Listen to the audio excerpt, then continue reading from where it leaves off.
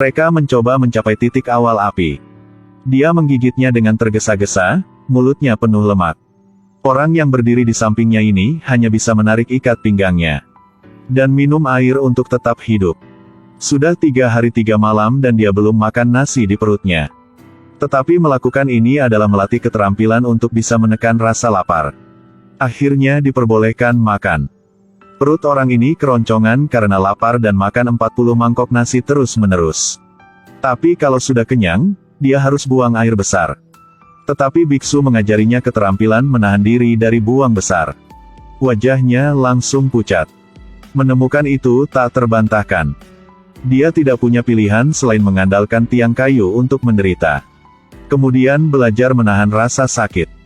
Orang ini meletakkan 2 jarinya pada ikan kayu. Biksu mengetuk ikan kayu.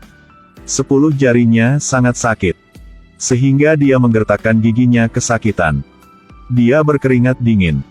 Tapi dia belum sempat bernafas. Dia ditangkap di dalam guci untuk berlatih tahan panas. Setelah melatih tahan air mendidih, lalu beralih ke latihan air es. Hanya dalam beberapa saat dia sangat panas sehingga dia ingin menguapkan asapnya. Setelah beberapa saat bibirnya menjadi pucat. Dia akhirnya mencapai tahap akhir dari pelatihan rasa sakit. Orang itu ditempatkan di atas meja yang penuh dengan paku besi. Sakit sampai merinding. Dan kemudian menaruh semut padanya untuk menggigitnya. Tapi orang ini masih tak kenal takut. Selama seluruh proses, dia tidak mengeluarkan suara pun. Dia dengan sabar menekan rasa sakitnya. Biksu gemuk ini sudah menyerah. Tidak mungkin, dia harus menerimanya sebagai muridnya seperti yang dijanjikan. Tanpa diduga, orang ini sangat senang. Sehingga dia mengeluarkan kentut yang mengejutkan. Membuat biksu gemuk tertawa terbahak-bahak. Semua keagungannya telah terbang jauh. Biksu gemuk itu menggunakan alasan bahwa dia tidak tahan dengan bau kentutnya. Jadi mengejarnya turun gunung. Tapi dia masih ingin belajar seni bela diri. Setelah itu, dia menemukan seorang master untuk belajar seni bela diri. Master ini dijuluki Guangdong Sujier. Saudara laki-laki Huang Fei Hong. Para pemuda ini takut akan kebodohannya. Tidak akan bisa belajar seni bela diri yang unggul. Tapi setelah dia mendengarnya mengatakan itu, dia menyarankan untuk memasukkannya ke kelas seni bela diri intensif. Hanya berlatih keras. Tidak butuh waktu lama untuk menjadi master yang tidak ada yang bisa menandingi. Pria ini percaya itu benar. Buru-buru memberinya emas batangan sebagai biaya kuliah. Dan mulai berlatih. Tahap pertama, Wei Sheng Jianbu. Dia harus menginjak paku tajam. Lalu ambil tali dan berjalan di atasnya. Pria itu kemudian menutup matanya dan tetap tenang. Dia memukul beberapa tendangan gores kucingnya dan kemudian menginjak paku. Tapi dia tidak tahu bahwa sebelum kakinya menyentuh tanah, sisi pelatihan diam-diam telah mempersiapkan sebelumnya. Tahap kedua, Tai Sancong. Orang ini harus berpegang teguh pada tali. Lalu berjalan ke sisi yang berlawanan. Orang ini harus memanjat pagar. Kemudian berpegang teguh padanya dan memanjat. Dia terlihat persis seperti ulat besar. Tetapi pihak pelatih memujinya karena memiliki bakat alami. Tahap ketiga, Sa Baosan. Dia harus meletakkan lilin di atas kepalanya. Dan kemudian melangkahi vas keramik. Melewati semua pilar bunga prem. Tapi ada cairan lilin panas yang mengalir di wajahnya. Dia juga memecahkan vas keramik. Tapi Pasu sudah siap. Ambil pot keramik baru untuk menggantikannya. Ketika orang itu melewati semua pilar bunga plum, semua vas keramik tidak terkelupas sama sekali. Kemudian dia pergi melewati lagi melalui lubang dan mulut toples. Berkat bantuan Pasu, dia menyelesaikannya tanpa usaha apapun. Tapi tidak ada yang bisa menduga. Tahap terakhirnya. Sayangnya dia terpeleset. Dan merangkul sarang tawon. Tapi tidak peduli apa. Dia dianggap telah lulus ujian ketat Pasu. Setelah serangkaian upacara khusyuk, Pasu memberitahunya. Dia menyelesaikan studinya. Nanti, kamu bisa menggunakan statusmu sebagai murid Dalai Lama. Orang ini melihat dirinya telah belajar seni bela diri. Bahkan berjalan di jalan terlihat seperti sedang melakukan seni bela diri. Tanpa diduga, saat dia menyeberangi jembatan, dia diblokir oleh seorang preman. Orang ini sangat percaya diri dengan seni bela dirinya, jadi berkelahi dengannya. Tapi seni bela dirinya yang biasa-biasa saja, hanya digunakan untuk mengurangi kalori dan berkeringat. Tapi tidak bisa mengubah akhir yang tragis. Akhirnya dia kabur. Dia juga tahu bahwa dia telah ditipu. Uang sekarang dia tidak punya banyak lagi. Lebih dari itu, masih tidak belajar seni bela diri apapun. Dia berdiri dan menangis. Tapi Tuhan tidak pernah mengecewakan orang. Hari itu ketika dia sedang berjalan di jalan, dia bertemu dengan beberapa seniman gipsi. Melihat pedang besar dan mengkilat memotong pria berjanggut itu. Tapi hanya mendengar suara seperti memukul logam. Mungkin ini adalah seni bela diri terbaik di dunia. Orang ini sangat bersemangat sehingga dia berlari dan memujanya sebagai masternya. Di rumah, pria berjanggut itu menggambar mantra di tubuh dia. Lalu tekan kepala laki-laki itu ke dalam ember cuci besi yang diturunkan dari nenek moyang mereka. Setelah direndam, tulangnya akan menjadi kuat. Setelah merendamnya 2 kali, dia akan mendapatkan kemampuan yang tidak dapat dipotong oleh siapapun di tubuhnya. Orang ini direndam dalam air dan berdiri di tanah. Pria berjanggut ini memegang pisau dan menebas berkali-kali. Dan juga menggunakan tombak untuk menusuknya berulang kali. Tapi dia tidak terluka sedikit pun. Dia merasa sangat terkejut. Dia berpikir bahwa dia sekarang telah menguasai peri sihir. Tidak bisa takut pada siapapun. Sebelum pergi, pria berjanggut memberinya jubah untuk dipakai. Orang ini semakin meningkatkan kepercayaan dirinya. Itu sebabnya ketika dia bertemu dengan preman yang memperkosa wanita, segera menghentikannya. Untung bawahannya tidak tahu cara bertarung. Dia hanya mengandalkan seni bela diri goresan kucingnya untuk menjatuhkan mereka semua. Setelah mengalahkan bawahan, sekarang lawan oligarki. Dia tidak ingin menyakitinya. Jadi ingin memberi tahu lawan bahwa sulit untuk menyerah. Dia mengambil pisau. Berikan kepada lawan untuk membiarkannya menebas sesuka hati. Tapi tidak menyangka. Setelah menggunakan pisau untuk memotong, darah keluar. Orang ini sangat ketakutan dan kabur.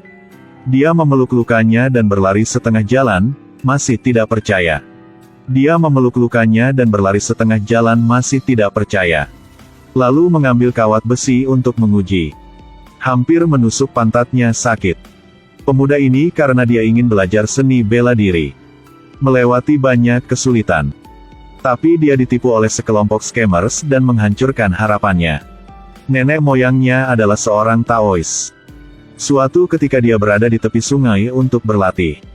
Tapi tak disangka, kertas rumput itu terbang menjauh segalanya. Saat dia membaca mantra untuk memanggil Dewa Guntur. Tapi Dewa Guntur, setelah mengetahui Taois ini menggunakan kertas untuk memanggilnya, jelas mempermalukan identitas dewa. Tangan kiri memegang palu dan tangan kanan memegang gada. Memenggal kepalanya dengan marah. Sejak saat itu Taois ini dikenal sebagai Lan Tusu. Anaknya seorang dokter.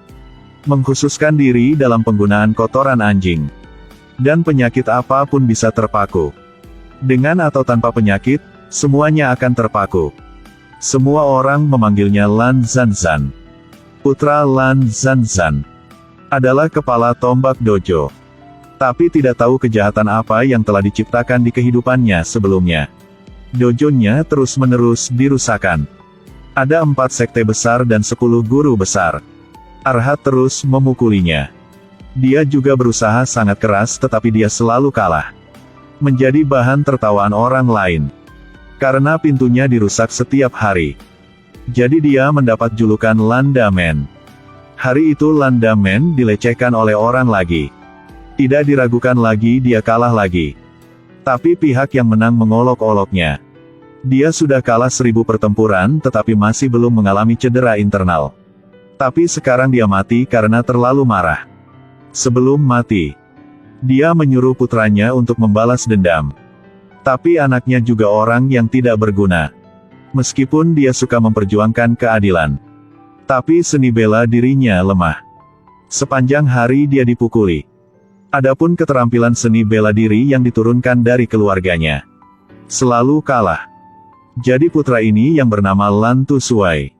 Untungnya, Lan Damen menyelamatkan satu nyawa sebelum dia meninggal. Jadi pria ini setuju untuk membiarkan putrinya menikahi putra Lan Damen. Tetapi ketika Lan Tusuai pergi ke rumah untuk memintanya menikah dengannya, dia segera menolak. Karena pria ini miskin dan lemah dalam seni bela diri juga. Tapi kebetulannya, putrinya suka orang dengan hidung besar. Ketika melihat hidung orang ini tinggi, lurus, dan besar, jantungnya berdebar kencang seketika. Bahkan menunggu sampai tengah malam. Dia menyelinap berkencan dengan pria itu. Lalu beri orang ini 3 batang emas. Menyuruhnya keluar untuk belajar seni bela diri. Orang ini mengambil emas batangan ini dan pergi mencari guru untuk belajar seni bela diri. Tapi siapa sangka, dia sangat tidak beruntung.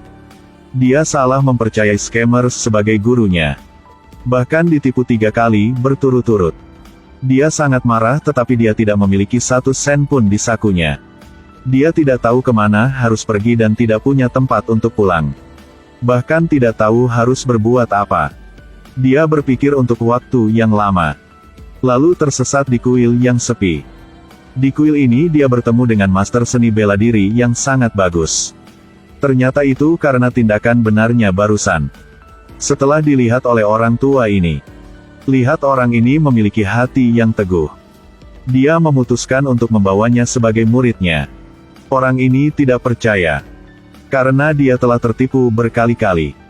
Tapi lelaki tua ini segera mengambil tindakan untuk menjatuhkannya. Kali ini, dia menyadari, orang tua di depannya benar-benar master seni bela diri. Orang ini mulai mengambil pelajaran seni bela diri dengan serius. Tangannya mengenai pembakar dupa dan kakinya mengenai tiang kayu. Pukul kepalanya dengan batu bata dan batu. Dia juga melakukan gerakan terbalik. Bergerak di atas air. Dia juga merasa bahwa kali ini dia belajar berbeda dari waktu sebelumnya. Tampaknya jika benar-benar ingin belajar seni bela diri, maka membaca mantra tidak akan berhasil. Semua ini berdasarkan latihan keras. Melalui latihan, kali ini dia berhasil belajar seni bela diri yang sebenarnya. Dia mengucapkan selamat tinggal kepada masternya. Sekali lagi ke rumah mertua untuk minta nikah. Tapi ayah mertua ini masih memandang rendah dia. Dia menyuruh pengurus rumah untuk menendangnya keluar. Tapi dia sudah belajar seni bela diri. Jadi segera memamerkan seni bela dirinya. Kekuatan seni bela dirinya sangat kuat. Langkah kakinya juga sangat fleksibel. Begitu dia mengambil tindakan, musuh akan jatuh. Tidak ada yang mampu menjadi lawannya. Hanya dalam sekejap mata. Semua orang yang bekerja di keluarga dipukuli dan jatuh ke air olehnya. Jadi ayah mertua tidak bisa menghentikannya untuk membawa Azu pergi lagi. Kemudian, orang ini membawa Azu kembali untuk melanjutkan membuka toko bisnis. Ajari cara seni bela diri jangkrik. Tapi dia juga tidak bisa keluar dari seni bela diri itu. Hari itu, Master Sekte Serangga Tin Kong datang untuk menghancurkan dojonya. Orang ini tak sederhana. Seluruh tubuhnya licin. Giginya tajam sekali juga. Muridnya juga ingin membantu masternya melawan musuh. Tapi tiba-tiba mereka baru saja bergegas. Mereka semua dipukuli kalah oleh Tian Zhan. Tetapi kelompok orang ini masih tidak akan menyerah. Dalam sekejap mata, mereka menaruh meriam di pantat Tian Zhan. Secara alami di tanah datar tumbuh kaktus. Mengambil kesempatan ketika Tian Zhan tidak memperhatikan. Mereka menendang batu bara yang terbakar ke dalam mulutnya. Pada akhirnya, dia secara pribadi pergi berperang. Dia memegang karung. Melilit tubuhnya menjadi kue tanpa bukaan. Tian Zhan baru saja kabur. Kemudian Sekte Sising adalah Xiao Bai datang. Orang ini adalah saingan cintanya. Ketika musuh bertemu, mereka langsung merasa tidak nyaman. Mereka berdua berjanji untuk bertarung di tepi danau.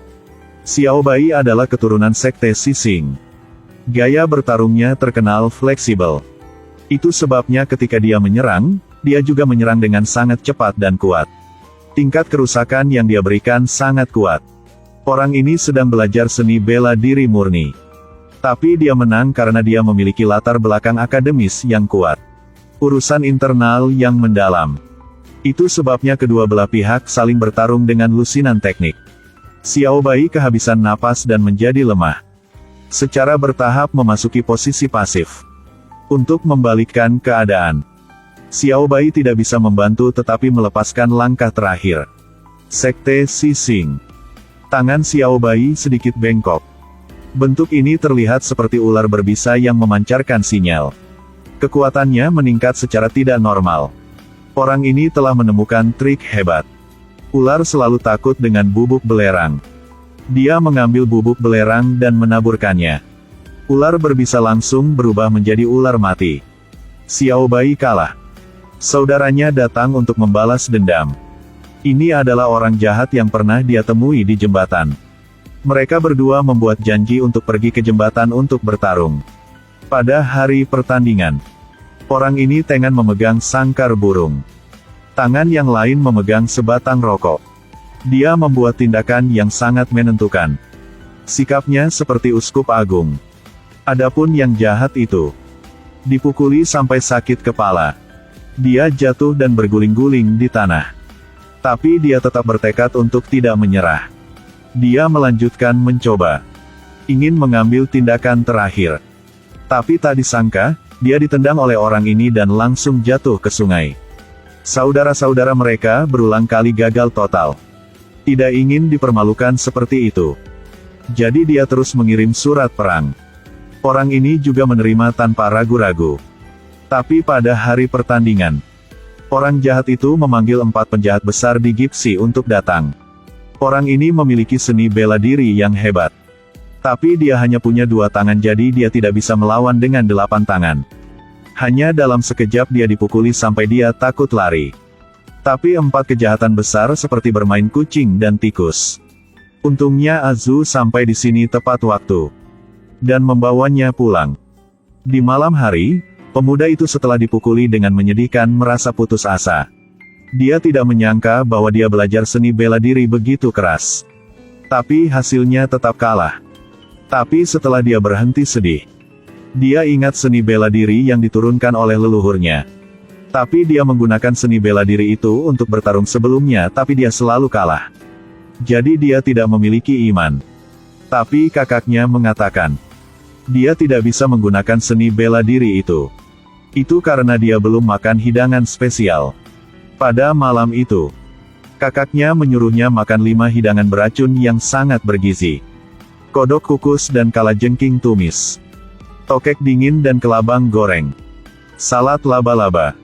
Untuk bisa menang, orang ini harus makan semua 5 hidangan yang sangat beracun ini. Sampai hari untuk pergi ke ring. Pria dari kandang melangkah ke lantai untuk bersinar. Sejak itu dia makan 5 hidangan yang beracun tadi malam. Dia memiliki lebih banyak energi, tinggal di kandang untuk mengumpulkan kekuatan. Akhirnya tiba saatnya untuk melepaskan semuanya. Orang ini berjalan seperti awan terbang.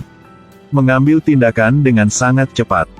Seluruh tubuhnya tampaknya memiliki kekuatan yang tidak pernah habis. Juga mempelajari keterampilan 5 racun secara langsung. Serangan kalajengking sangat mendebarkan. Serangan kalajengking sangat mendebarkan. Keterampilan laba-laba digunakan untuk serangan terakhir. Hanya dalam beberapa gerakan, dia mampu mengalahkan 4 penjahat hebat yang berlarian. Mereka tidak memiliki sedikit keagungan pun yang tersisa lagi. Jadi mereka tidak bisa berbuat jahat lagi. Orang ini juga menjadi pahlawan yang menjadi Jianghu yang terkenal.